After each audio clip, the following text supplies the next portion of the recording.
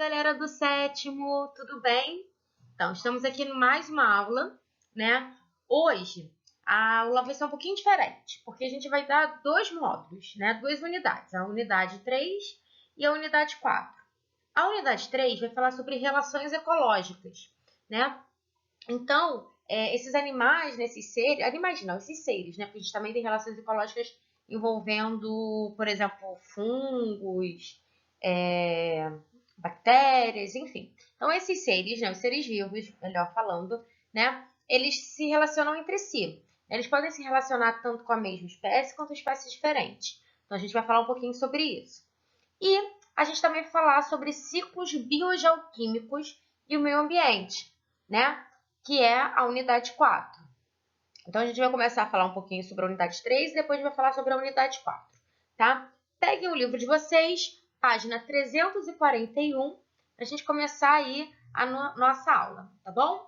Então, vamos lá, gente. Tô com saudade, só para deixar claro aqui. Então, olha só. As relações ecológicas, né, ocorrem quando a gente tem, né, imagina que a gente vivesse sozinho no planeta, não daria muito certo, porque a gente precisa interagir, né? Quando a gente falou de cadeia alimentar, a gente viu que precisa ter essa conexão entre os seres, né? Então, a relação ecológica, ela mostra pra gente em que esses seres conseguem interagir de maneiras, né, harmônicas ou desarmônicas, e isso gera algumas consequências, né? E também isso vai ter nomenclaturas diferentes. Então, para cada relação ecológica que eu for falando para vocês, a gente vai ter um nome diferente, tá? Antes de a gente começar sobre as relações ecológicas, eu preciso dividir, né, essas relações ecológicas em duas. Então, eu vou marcar aqui junto com vocês. Eu quero que vocês marquem também isso no livro, tá? Nós temos as relações ecológicas que a gente chama de intraespecífica, tá? Relações intraespecíficas ocorrem com indivíduos, tá, da mesma espécie. Exemplo, ser humano com ser humano, mesma espécie, tá bom? E as relações interespecíficas ocorrem, tá, com indivíduos de espécies diferentes. Exemplo, uma zebra e um leão, tá bom? Tanto as relações intraespecíficas quanto as relações interespecíficas, elas podem ser harmônicas ou desarmônicas, ou seja, as relações harmônicas, né, a gente pode ter ali o benefício de ambos os indivíduos, né, ou simplesmente nenhum deles é afetado negativamente naquela relação. Já a relação desarmônica é quando pelo menos um desses indivíduos envolvidos, né, ele acaba levando aí uma desvantagem nessa relação, tá bom? Então, a gente vai começar a falar aí sobre as relações ecológicas intraespecíficas, né? Ou seja, relações de mesma espécie, de indivíduos da mesma espécie. Essa relação aí, que é a sociedade, é uma relação intraespecífica harmônica, tá? Porque todo mundo sai ganhando. Então, olha só, como que é essa relação? Então, ó, indivíduos da mesma espécie cooperam entre si, estabelecem uma divisão de trabalho. Fiquem muito atentos com relação à divisão de trabalho, tá? A nossa espécie, ela é classificada em sociedade. Por quê? Cada um, né, exerce um papel aí nesse grupo. Então, a gente tem os professores, os diretores, os alunos, né, cada um exercendo um papel ali para a comunidade escolar, por exemplo. No caso da sociedade ali, eu botei o exemplo para vocês da abelha, a gente tem 3 indivíduos participando aí dessa colmeia, né? Então, a gente tem aqui a rainha, o zangão e a operária. Cada um com uma função específica, tá bom? Então, vamos lá para as funções, né? A função da operária é ajudar a rainha, né, a ficar ali monitorando os filhotes, né, ajudar a cuidar dos filhotinhos, né, em busca de alimento. Então, as operárias, elas fazem, né, elas se dividem ali porque ela é aquela frente de trabalho, né? Vale lembrar que as operárias, elas são bem pequenininhas, né? Porque quando elas são selecionadas, né, assim que elas nascem, assim que nasce a larvinha, a rainha do comando é que define quem vai ser quem ali daquelas larvinhas. Então, ó, aquela dali vai ser operária, não, aquela dali vai ser rainha. E elas são alimentadas de maneiras diferentes. Quem vai ser operária, né, é alimentada ali pelo mel comum. Quem foi escolhido para ser rainha, ela é alimentada pela geleia real, que é um tipo de mel ali, um tipo de nutriente, que é rico em nutrientes, né, e faz com que ela fique maior e, principalmente, ela fique fértil. Né? A operária, ela é infértil, ou seja, ela não tem a capacidade de se reproduzir, ao contrário da rainha, tá? Então, qual é a função da rainha? A rainha comanda tudo, seria ali, né, a presidenta da colmeia, né? Ela que comanda tudo. Ela é a única fértil, né? E quando ela morre, ela é substituída tem sucessão, é tipo, né, a rainha da Inglaterra, tipo a rainha Elizabeth, ela tem seu trono ali sendo substituído por outros na linha de sucessão. O zangão. O zangão, ele tem a função apenas de reprodução. Ele também ajuda, né, ali na proteção da colmeia, mas assim que ele se reproduz com a rainha, ele perde a capacidade ali de voar, ele perde as asas, é expulso da colmeia, né, e aí ele acaba morrendo porque ele fica com fome, não tem abrigo, enfim. Então a função do zangão é apenas reprodução. Então a gente viu que cada um desses indivíduos tem uma função dentro da colmeia. Isso é classificado como sociedade. Aí eu coloquei aqui uma imagem bem legal para vocês. Não sei se todos tiveram essa oportunidade de ver esse filme. É um filme chamado Vida de Inseto. Dica aí para o final de semana. A Vida de Inseto, esse filme Vida de Inseto, ele é bem antigo. Se eu não me engano é de 90 e pouco. Alguma coisa assim, 2000, ele é da minha época. Tá? Ele conta a história ali dos insetos e fala um pouquinho sobre, né, a sociedade de formigas, né? Então, tanto as formigas, quanto as abelhas, quanto as vespas trabalham através, né, dessa relação. Eles têm essa relação ecológica aí de sociedade, tá bom? Então, sociedades são indivíduos que cooperam entre si, então todo mundo se ajuda, né, com as suas divisões de trabalho, tá bom? Colônia. A colônia, a gente também tem ali uma união desses indivíduos. Só que nesse caso, né, a gente não tem uma divisão de trabalho, né? Esses indivíduos eles vão, né, se agrupar e cada um ali, né, a gente olha, tanto é que se a gente olhar essa imagem aqui, isso aqui é uma caravela portuguesa, tá? A gente não consegue, aparentemente olhando assim, a gente acha que é um indivíduo único, mas na verdade são vários pólipos, ou seja, vários indivíduos menores que se unem para formar um indivíduo maior, tá?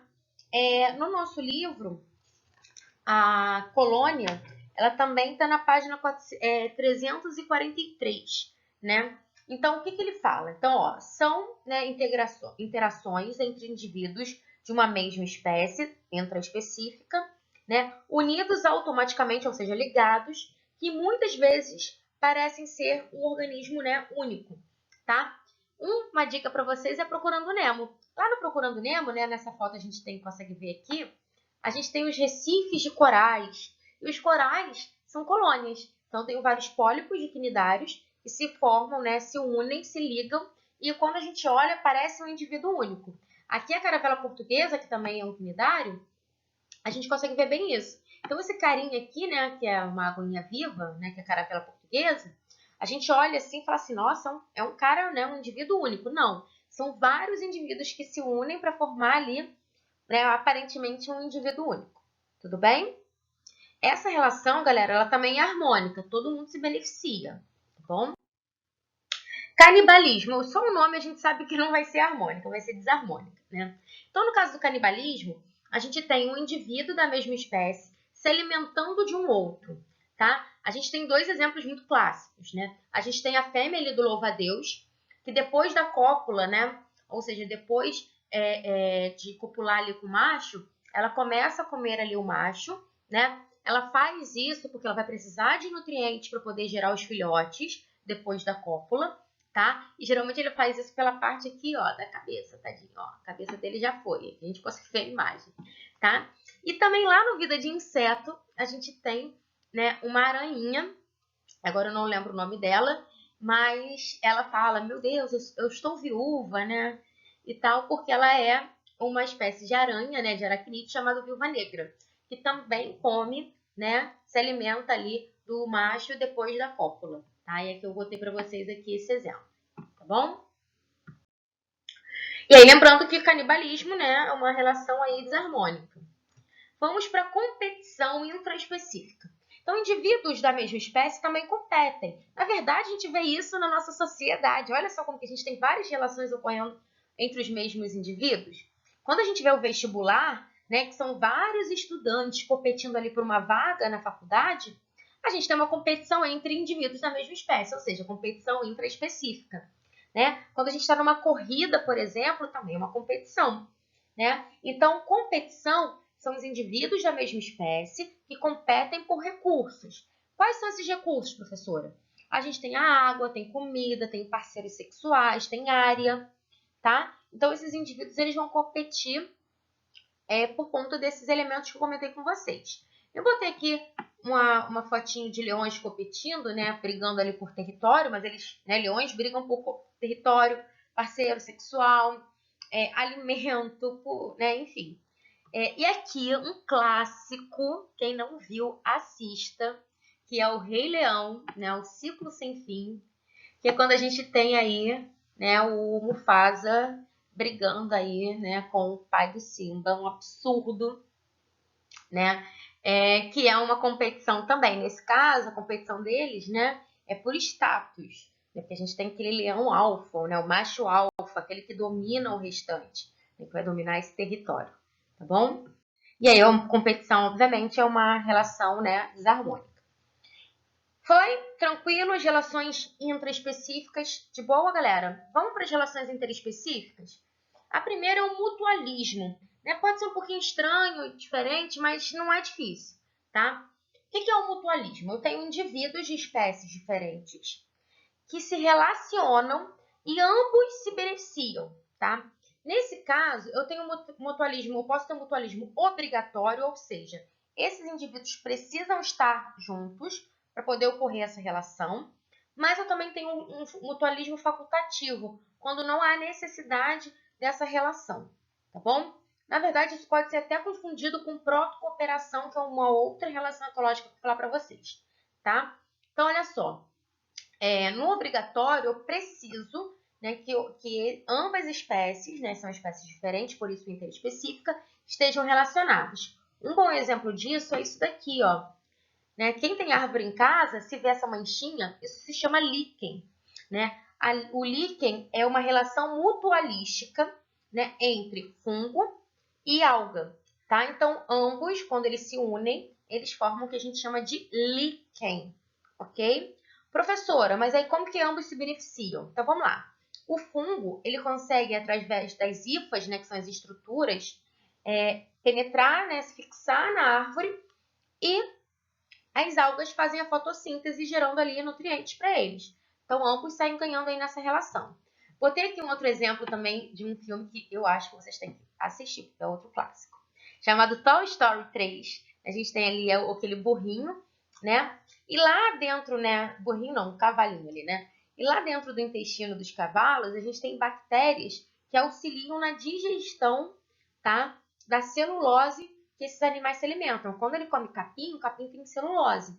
A celulose, ela precisa ser digerida. Nós não conseguimos digerir celulose. Então, lá, né, no cavalo, por exemplo, tem bactérias específicas para digerir celulose. Tá bom? Então, eles precisam ter essa relação aí. Protocooperação. Então, eu estava falando para vocês que é muito parecido com o mutualismo. E a diferença é que eles não têm uma dependência orgânica. Ou seja, ambos, né, é bom eles viverem juntos, né, trabalhando ali juntos, tendo essa relação juntos, mas eles podem viver separados de boaça, tá bom? Então, aqui eu botei o exemplo do anu, né, que é um pássaro. Né? Esse pássaro, ele fica ali no boizinho, né, e ele fica comendo os carrapatinhos ali do boi, né? Então, ajuda tanto o boi quanto o passarinho. E aqui outro exemplo clássico de Procurando Nemo, que é aquele camarãozinho, né, aquele crustáceo, que fica ali limpando, né, aqui o Nemo, depois quando ele passa por aquelas águas sujas e tal, então ele faz esse papel, tá bom? Vamos lá, gente. Então, a gente tem agora o comensalismo. Comensalismo é uma relação em que, né, eles vão interagir Um é beneficiado, o outro não é beneficiado, né? Mas também não tem nenhum tipo de perda, não vai ser afetado de nenhuma maneira, tá? Geralmente essa relação de comensalismo tem a ver com a questão da alimentação. Então eu botei o exemplo aí para vocês, né, do urubu ali e ali um pedacinho de carne, tá? Então o urubu ele vai se alimentar, né, dos restos ali jogados pra gente, por exemplo, tá bom? Inquilismo. Inquilismo a gente provavelmente deve ter ouvido alguma coisa parecida, né? Tem a ver com inquilino, e é basicamente isso mesmo, né? Então a gente tem um inquilino, que é aquele indivíduo que vai viver dentro do hospedeiro, tá? Nesse caso, o inquilino ele não traz mal algum para esse hospedeiro, tá? Ao contrário do parasitismo que a gente vai citar depois, tá bom? Então eu botei aqui dois exemplos bem legais. Né? A gente tem ali a anêmona, né? E o peixe-palhaço, que é o Nemo. Mais um exemplo do Nemo, né?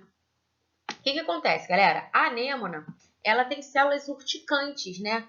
A anêmona, ela tem essas células urticantes igual da água viva, tá? Então, quando a gente toca, a gente queima.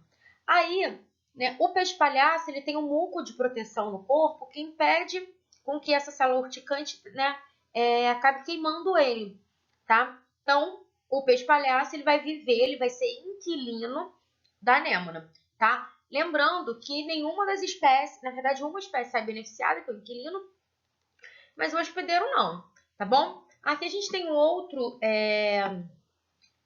exemplo, que né, que inclusive está no nosso livro, que é o pepino do mar e o peixe-agulha. O peixe-agulha, ele é muito, muito, muito fininho e ele entra pelo intestino do pepino do mar.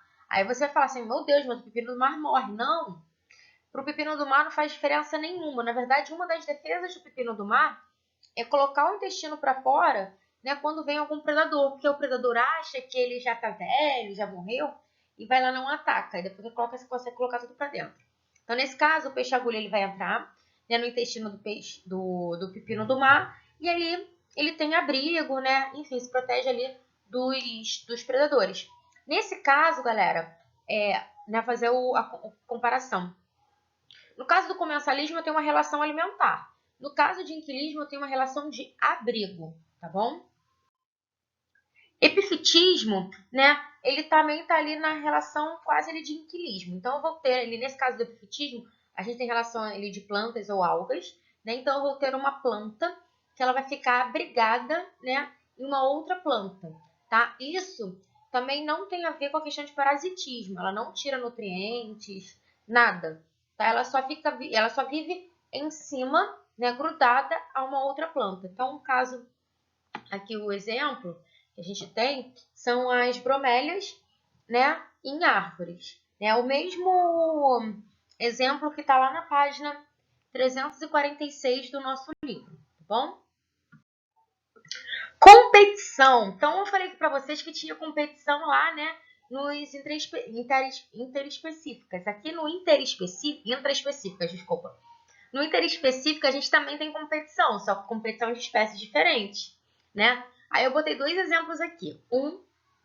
A gente tem aqui o leão com as hienas, que a gente também vê isso lá no Rei Leão, né? O ciclo sem fim que nos guiará, né? E aí eles estão brigando por comida. E aqui a gente tem a Era do Gelo, que é outra dica que eu dou para vocês, né? Que é quando o Cid luta ali pelo melãozinho, né? Só tem aquele melão. E aí todas as aves querem aquele melão. E ele fica brigando. Então, a competição, assim como a outra competição, elas vão brigar por espaço, alimento. Por competição de relação sexual, não. Né? Por parceiro sexual, não, porque a gente está falando de espécies diferentes. Mas por área, recursos, são alguns exemplos de competição, tá bom? Predação. Predação é quando a gente tem uma espécie literalmente predando a outra, ou seja, né, acaba se alimentando da outra espécie. Tem aí outro exemplo muito legal, que é um filme que eu amo de paixão, chamado Madagascar, né? Quando eles vão para a floresta e eles não têm o que comer, enfim, e aí, né, ele acaba mordendo ali a traseira da zebrinha, tá? Do Martin. E aqui a gente tem na vida real. Isso acontece, mas não de uma maneira muito amigável, né? Porque o leão ele acaba se alimentando de verdade das zebras, tá bom? Parasitismo. Então vamos lá. O parasitismo é quando a gente tem um parasita, né, que é um organismo que ele vai retirar de um hospedeiro, ou seja, de um outro indivíduo, o seu sustento, os nutrientes necessários, tá? Geralmente, o parasita ele não quer que o seu hospedeiro morra, porque não vai fazer muito sentido ele ter que procurar um outro hospedeiro. Mas, dependendo do nível de parasitismo, o hospedeiro acaba morrendo, né? O parasitismo, galera, a gente pode classificar, né, o parasita em duas classificações. Eles podem ser endoparasitas ou ectoparasitas. Qual a diferença? Endoparasitas são parasitas que vivem dentro do corpo do seu hospedeiro. Exemplo aqui, vermes intestinais, tá? Ectoparasita, ecto, fora. Então, são os parasitas que vivem fora do corpo do seu hospedeiro. Vamos lá. Aqui a gente tem a pulga, né? A pulga que vive ali no corpinho dos animais, né? Dos gatos, dos cachorros, que é também do vida de inseto, né? Para quem já viu vida de inseto sabe do que eu tô falando, né? Mas tem um carrapato, tem um famoso piolho, né? Todos esses são ectoparasitas, tá bom? Os endoparasitas, a gente tem os vermes intestinais, são aqueles vermes que ficam lá no nosso intestino, né? A famosa tênia solitária, né? A tênia, enfim, a xistossomose. E esses animais, esses seres, na verdade, eles têm alguns mecanismos de defesa, né? A gente tem 3 mecanismos de defesa. A gente tem o mimetismo, a gente tem a camuflagem e a gente tem o aposematismo, tá? Qual a diferença, professora? Primeiro aqui o mimetismo. Mimetismo é quando um ser imita o outro, tá? Então a gente tem um exemplo aí bacana.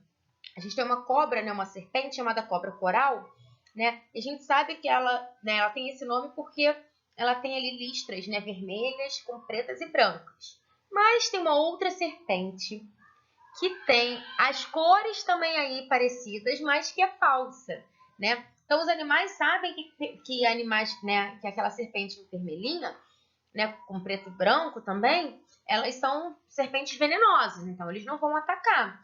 Aí uma outra espécie, né, imitou, ou seja, mimetizou aquelas cores, né, para parecer que também tem ali, né, que também é perigosa, mas na verdade aí não tem nada. No nosso livro a gente tem a foto de uma borboleta, né, que a gente chama de borboleta coruja, porque ela tem uma imagem ali nas asas que parecem olhos de coruja. Então os animais, como não conseguem enxergar tão bem quanto a gente, eles acham que é uma coruja e não atacam, beleza?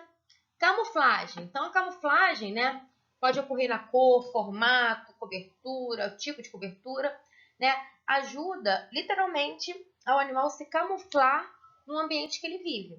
Né? Então o que a gente tem ali um sapinho, né, todo verdinho, que parece ali com a ervilha, que a gente chama isso de ervilha, né, que é uma plantinha que a gente vê no espelho d'água, tá? E por último, não menos importante, a gente tem o aposematismo. Aposematismo é quando aquele animal tem uma cor muito vibrante. A gente viu isso no Rio, né? Que tem uma pererequinha aí, ó, que é essa espécie aí, né? Mas na verdade ela faz um mimetismo, porque ela acha que ela é super tóxica, que ninguém pode encostar nela, mas na verdade ela não é, então ela está fazendo mimetismo. Mas o aposematismo é quando esses animais têm cores muito vibrantes, indicando que ele é tóxico. Então ele não é palatável, ou seja, ele não pode ser comido, ele é tóxico, né, ou venenoso, tá bom? Tranquilo? Então vamos lá, gente! Estamos na unidade 4, que tem como título Ciclos Biogeoquímicos e Meio Ambiente. Né? Esses ciclos biogeoquímicos eles estão relacionados com elementos químicos do meio ambiente. Né? Esses elementos que são essenciais, né, não só para a nossa vivência, mas para o próprio meio ambiente em si, né, para essa relação. E aí, como a gente aprendeu lá no Rei Leão, né, ciclos não têm fim. Então, um ciclo sem fim.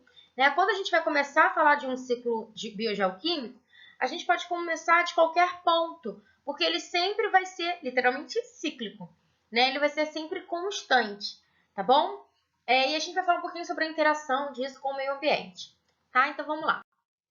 O primeiro ciclo que a gente vai falar é o ciclo da água, tá? O ciclo da água, como eu falei para vocês, como ele é cíclico, então eu posso começar de qualquer ponto. Eu vou começar aqui do processo da evaporação dos oceanos. Essa evaporação também pode ocorrer ali nos rios e lagos e também pode ocorrer no solo. Então, a água, ela evapora, ela faz um processo que a gente chama de condensação, que é a formação ali de nuvens, tá? E quando essas nuvens já estão, né, repletas de partículas ali de água, né, no estado físico de vapor, ocorre um processo que a gente chama de precipitação, ou, né, mais facilmente, a chuva, tá? Então, essa evaporação, né, a chuva cai, volta ali, né, a água volta para os oceanos, para os rios, para o solo, né? Depois ela evapora de novo, condensa, precipita e isso é um ciclo, tá?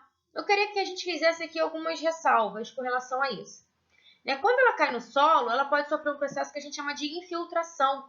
Então, essa água ela vai penetrar no solo e ela pode formar ali os lençóis freáticos ou reservatórios, tá bom?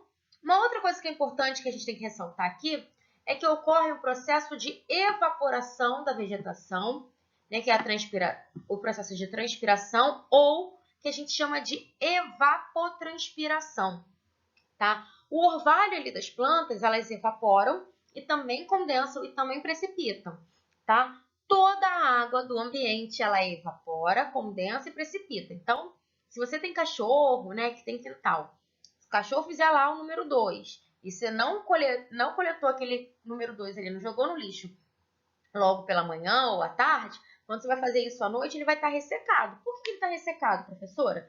Porque a água que continha ali naquelas fezes, ela também evapora. Então, a urina, fezes, né? Esses rios, né? Poluídos da nossa cidade, do nosso bairro. O nosso suor também faz esse processo de evapotranspiração, só ressaltando. Evapotranspiração eu associo às vegetais e ao nosso suor, ok? O restante, como eu tinha falado, né, das fezes, da urina e dos rios poluídos, é evaporação, ponto. Tá bom?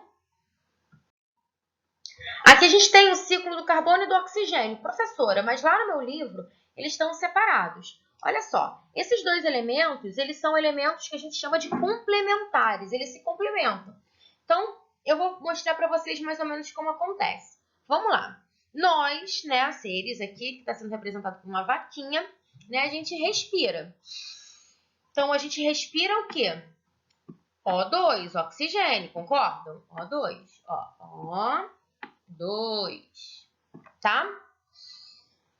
E quando a gente expira, ó, coloco o ar para fora, como está sendo representado aqui, por a setinha vermelha, eu libero CO2. Pronto, temos um ciclo, tá? Isso vai ocorrer aqui também com as plantinhas, né? Só que as plantinhas é um processo inverso. As plantinhas utilizam o gás carbônico, o CO2. A gente tem aqui até escrito, ó. E quando ela vai liberar, quando ela faz a fotossíntese, ela libera o quê? O2. Então, ao contrário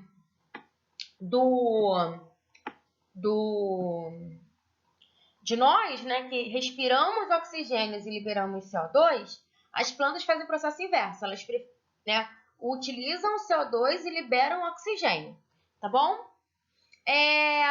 A gente tem também um outro processo acontecendo, tá? Com a combustão. A combustão, ela vai precisar do oxigênio. Então, vou fazer aqui a setinha. Né? Combustão é queima. Então, para acontecer fogo, eu preciso de oxigênio. Né? O oxigênio vai alimentar esse fogo, tá bom? Então, para ocorrer a combustão, eu vou precisar de oxigênio. E quando ocorre essa queima, eu libero o quê? Gás carbônico, outro ciclo. Tá bom? Aqui a gente tem, né, o processo de decomposição, porque também vai acontecer a mesma coisa. Para ocorrer o processo de decomposição, eu preciso de bactérias. Nessas bactérias, elas também vão utilizar do oxigênio e vão liberar ali gás carbônico. Então, a gente tem ali dois elementos, que é o oxigênio e o dióxido de carbono, né, o gás carbônico, se complementando em ciclos, tá bom? Vamos passar para o ciclo do nitrogênio. O ciclo do nitrogênio ele é um pouquinho mais diferente, porque porque a gente vai ter etapas acontecendo.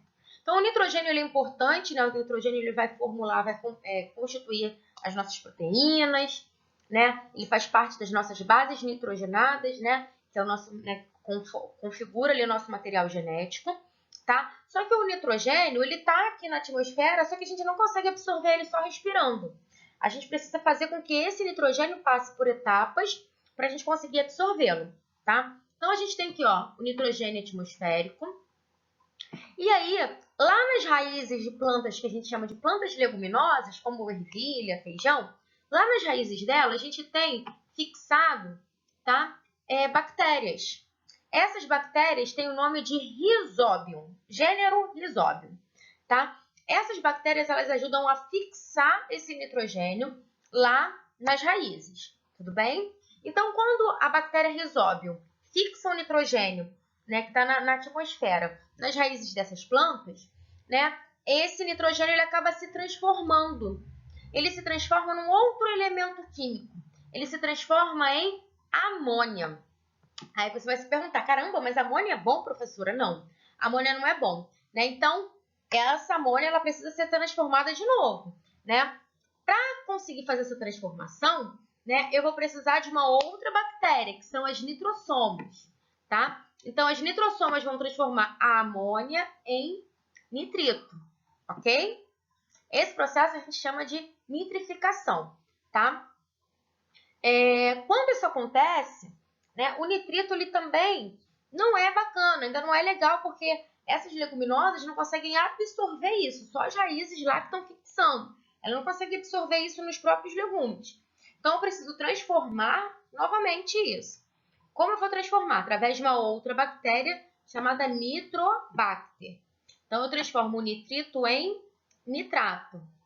É através do nitrato que eu consigo fazer a absorção, né, desse nitrogênio transformado agora em nitrato lá nas raízes, ok? O nome desse processo a gente chama de nitratação, tá? Quando eu tenho um excesso de nitrato no meu solo, eu preciso liberar esse excesso de nitrato para a atmosfera. Eu faço um processo que a gente chama de desnitrificação, que é liberar o excesso de nitrato no solo. Quem faz isso é uma bactéria chamada Pseudomonas, tá bom? Então, olha só, galera. Esse processo é um processo mais complicado. Eu quero que vocês leiam, né, no livro de vocês. Está na página 354. Voltem essa parte quantas vezes necessárias, né? Tem no YouTube vários vídeos falando sobre o ciclo do nitrogênio. E qualquer dúvida, a gente está aí para isso, né? Tem as nossas redes lá, nossos canais de dúvida. Vamos para o ciclo do fósforo. O ciclo do fósforo, ele é mais ou menos parecido com o ciclo do nitrogênio, né? Então, assim, a gente não tem o elemento fósforo, né, em forma gasosa. Ele geralmente está associado a alguns elementos, né? Um deles são as rochas, né? Então, quando eu tenho a degradação dessas rochas, né, eu acabo liberando esse fosfato, né? Então, a gente vai ver aqui o ciclo. Então, ó, os animais obtêm fosfato por meio da água e dos alimentos, né? A decomposição da matéria orgânica é capaz de devolver o fósforo ao solo da água. Então, é o ciclo que eu estou falando para vocês, né? As plantas absorvem esse fosfato dissolvido no solo e na água para sobreviver, né? A gente consegue fazer aí, absorver esse fosfato, né, do solo. A gente tem ele um ciclo, tá? Esse fosfato, galera, então ele vem das rochas dos processos erosivos, né? Então, ó, quando as rochas sofrem processos erosivos ou de intemperismo, o fósforo volta ao solo, é utilizado pelas plantas. Essas plantas absorvem esse fósforo. Quando elas morrem, né, o processo de decomposição devolve o fósforo e assim a gente tem um ciclo. Ó, quando o fósforo chega nesse estado, né, o processo de retorno ao ecossistema é tardio. Ó. Parte desse fósforo é aproveitado da matéria orgânica, é levado pelas chuvas para os rios, lagos e mares e acaba se aderindo às rochas. Então, ele vem das rochas e volta para as rochas. Então, perceberam o ciclo do fósforo? O ciclo do fósforo está na página 355 do nosso livro. E aí, agora a gente vai falar um pouquinho de poluição. Então, poluição é toda e qualquer degradação do meio ambiente. Essa degradação ela pode ocorrer de duas maneiras. Ela pode ser de uma maneira, né, natural ou de uma maneira antrópica, ou seja, causada pelo homem, tá? E quando eu tenho algo, né, desarranjando e prejudicando o ambiente, a gente tem a formação das poluições. A gente tem, né, o nosso livro, ele cita uma dos 3 tipos de poluição, né? A gente pode até cortar isso aqui, ele só cita esses 3, que é a poluição do ar, a poluição da água e a poluição do solo, tá? A poluição da água hoje, né, a gente vai fazendo um debate sobre isso, ela é muito causada pela liberação, né, de esgoto de uma maneira, né, não tratada nos rios, né, nos lagos, nos mares. A gente também tem um problema muito sério, né, de fertilizantes, né, de agrotóxicos sendo jogados também nesses locais, né? Com isso a gente tem mortandade de peixes, né, peixes sendo intoxicados, né, por esses agentes aí tóxicos e poluidores, né? A gente tem hoje também um problema muito sério de plástico sendo jogado aí nos mares, né? O plástico demora mais de 200 anos para ser degradado, né? O canudinho. Isso acaba contaminando e matando os animais marinhos. Isso modifica completamente ali as cadeias alimentares, tá? Então, façam a leitura dessa parte na página 356 aí do nosso livro.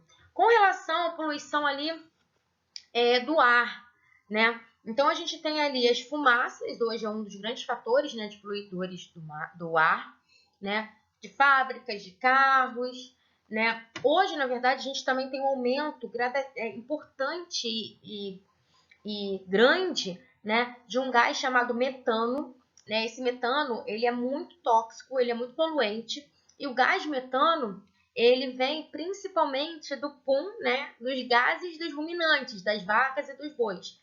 Então, esses animais, eles soltam muitos gases e esses gases poluem o meio ambiente, né? Então, um dos fatores, por exemplo, das pessoas virarem vegana é para poder a gente diminuir o consumo dessas carnes, para a gente impactar menos o meio ambiente, tá bom?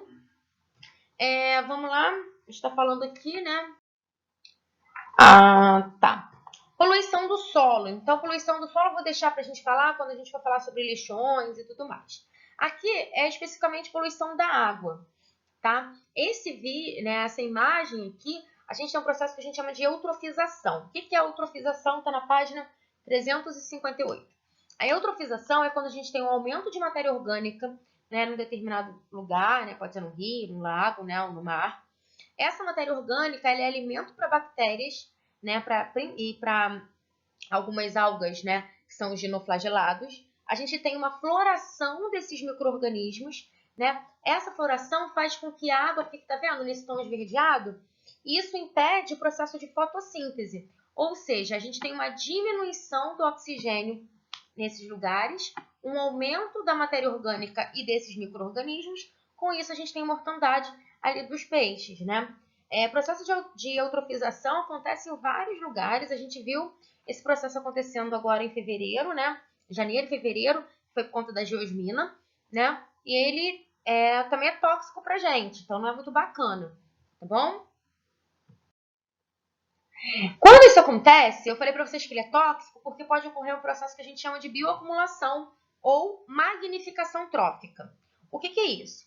Bioacumulação é quando aquele produtor, né, lembra da cadeia alimentar, o produtor que é a base da cadeia alimentar, ele é intoxicado, né, com essa substância tóxica, e essa toxicidade ela vai sendo passada e aumentada ao longo da cadeia. Ou seja, quem é que vai ter maior concentração dessas toxinas? A última pessoa ali, né, o último indivíduo da cadeia, que pode ser, no caso, a gente. Tá vendo? Então, olha só. Como a contaminação é absorvida e concentrada na cadeia alimentar? Então, a gente tem toxinas como metais pesados ou agrotóxicos sendo liberados na água. Né? Os autótrofos, que são os produtores, se intoxicam, passam para o consumidor primário, passam para o consumidor secundário, passam para o consumidor terciário, até chegar na gente quando a gente vai, por exemplo, pescar um peixe num lugar que tenha ocorrido essa liberação, né, desse agrotóxico ou desse material pesado. Então, num processo de biomagnificação, né, de bioacumulação ou magnificação trófica, o último indivíduo é sempre o mais prejudicado, tá bom? E aí a gente está falando sobre a poluição do solo, né? Hoje o agrotóxico também é um dos mais poluentes. A gente tem poluente por toxina, por substâncias de fábricas, né, no solo, mas o lixo ainda é o nosso maior problema. né? E a gente divide em lixão, né? Os lixões e os aterros sanitários. O que é bom, o que é ruim? Vamos lá. Primeiro que a gente deveria fazer uma reciclagem, né, do que a gente tem em casa, ou para tentar diminuir a quantidade, né, de lixo que a gente produz. Mas quando isso não é, né, quando isso não é eficiente, quando a gente não consegue fazer isso, o ideal é que tenha uma separação, uma segregação desses materiais. O lixão, né, acho que essa primeira imagem aqui é o local onde vai ser jogado de qualquer maneira o lixo que foi recolhido, né, pela empresa e coletora de lixo, tá? Ele não tem separação, ele é simplesmente jogado, o solo não tem nenhuma preparação, então aquele líquidozinho ruim, né, que a gente chama de chorume, que é o processo da decomposição daquele lixo, ele penetra no solo, ele contamina esse solo e também contamina lençóis freáticos, ou seja, essa contaminação não fica só no solo não, ela também vai para a água, tá? Já o aterro sanitário não, ele tem uma preparação, então o solo ele é preparado, ele é encapado, né? Para esse chorume ele não ir para o solo, então o solo não vai ser contaminado. Esse chorume ele é levado para uma parte do aterro sanitário e esse chorume ele é tratado, tá? Ele é reutilizado depois de uma maneira benéfica, né? Quando a gente fala de decomposição, a gente tem liberação de gases. Então, esses gases que são produzidos pelas bactérias, eles também são queimados, né? Que é o gás metano. E aí a gente não tem contaminação, a gente chama de diminuição, na verdade, da contaminação do ar, né? Os lençóis freáticos não são contaminados, porque como eu comentei com vocês, esse solo não é contaminado, logo o lençol freático também não é, tá? Então, a gente tem uma separação ali, né, desses materiais, desse lixo. Então, entre os lixões e o aterro sanitário, é óbvio que o aterro sanitário ele é muito melhor do que o lixão, tá bom? E aí, como eu tinha comentado com vocês, né, a gente tem ações aí que impactam o nosso meio ambiente, ações naturais e antrópicas.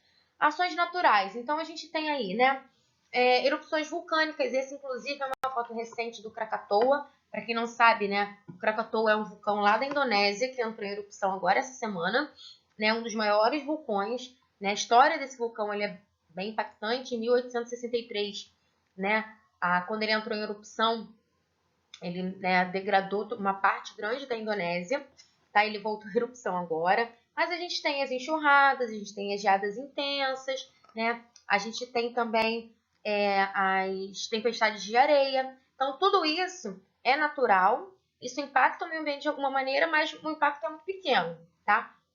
As erupções vulcânicas impactam principalmente por conta dos gases que essa erupção ali, aí se você lembrar lá do sexto ano, né, vocês vão saber o que eu estou falando, tá bom?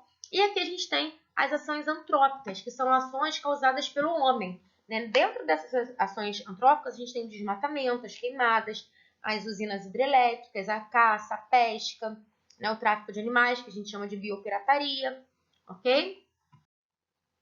E, né, a gente falou um pouquinho sobre o meio ambiente. O ideal é que a gente tente, né, tente fazer o melhor para o nosso planeta, que a gente tenha consciência planetária, que a gente tenha sensibilidade ao meio ambiente, né, tentando evitar fazendo coisas que são pequenininhas para a gente, mas podem ser, né, maiores depois. E é isso, gente. Espero que vocês tenham gostado. Eu sei que foi intenso a nossa aula de hoje. Façam os exercícios da unidade 3 e da unidade 4. Na próxima aula eu vou fazer as correções devidas. Um grande beijo para vocês. Se cuidem, usem álcool em gel, lavem bem as mãos, fiquem em casa principalmente. E até a próxima, crianças. Beijo!